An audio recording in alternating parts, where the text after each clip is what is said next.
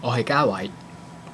今朝起身送咗個女去中心之後，就換咗套可能係我人生中着過最貴嘅一套衫，一套西裝去見工。自從隻腳斷咗之後，一直都冇嘢做。呢個可能係我人生嘅轉捩點。人生好似重燃希望，但係可惜都係見唔成。唉，返到屋企，聽到阿鳳講份工竟然係自己介紹嘅，竟然又係自己。阿鳳，對唔住，我又忍唔住打咗你。之後，阿鳳落咗街買餸，得返我同瑩瑩。我諗咗好多嘢，做咗大半世人，原來都係白做嘅。我已經撐唔住啦，寫咗遺書就上咗天台，踏向我人生最後嘅一段路。點知原來我想死都會累咗人。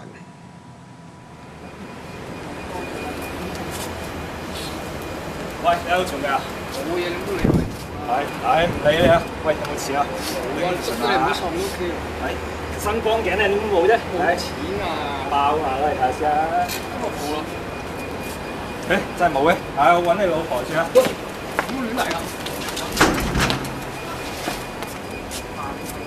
喂，做咩啊？喂，兩嘢啫。喂，做咩？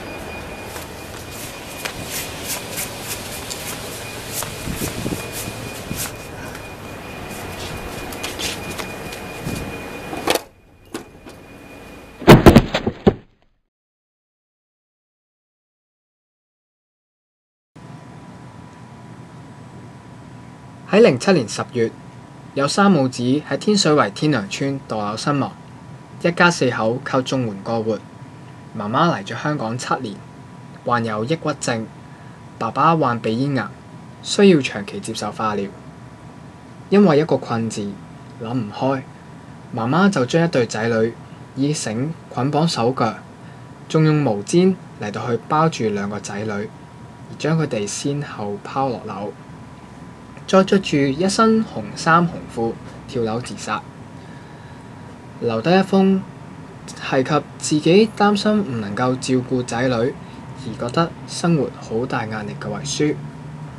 仲有一個仍然喺屯門醫院接受化療嘅丈夫。10年5月，東涌日東村一名母親懷疑因為經濟問題攬住個女跳樓。母親當場死亡，女兒重傷。貧窮究竟係唔係一個數字遊戲？有人話錢唔係萬能，但係冇錢就萬萬不能。其實我哋從來都唔會明白萬萬不能嘅感受，但係嘉偉佢好明白，佢怕保護唔到自己嘅家庭，佢自責自己俾唔到個女嘅生活。貧窮唔止係1到10，當係發現冇能力改變，就係一種重大嘅心理壓力。可能你會覺得家朗冇人性，連自己嘅阿哥都殺，但係又有冇人諗過，其實佢都係受害者？自細喺貧窮嘅家庭成長，讀書唔叻。不過佢都有自己嘅目標，自己嘅理想。音樂令佢揾返自己，但係呢一個社會唔准許。一個連基本生活都就嚟負擔唔起嘅家庭，又點會有額外嘅資源俾佢喺呢方面發展呢？政府近年嚟提倡一生一體藝，強調小朋友要有均衡嘅發展，但另一方面又冇就住呢一行嘅教育改革，向有需要嘅家庭提供額外嘅資源。呢一班空有理想嘅小朋友又可以做啲咩呢？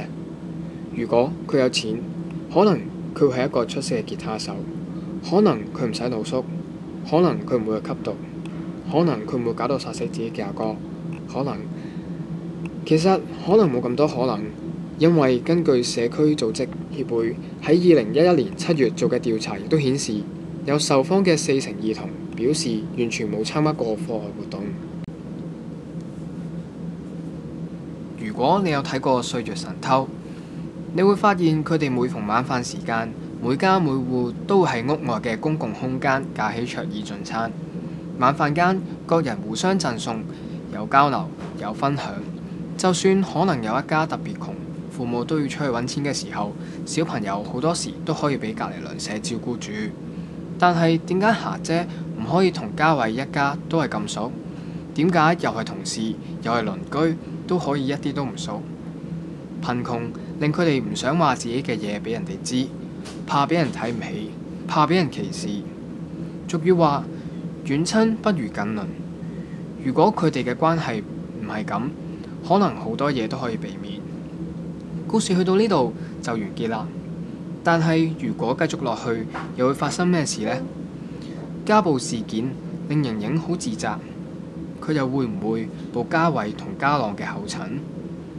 可能貧窮嘅影響又一直咁樣循環落去。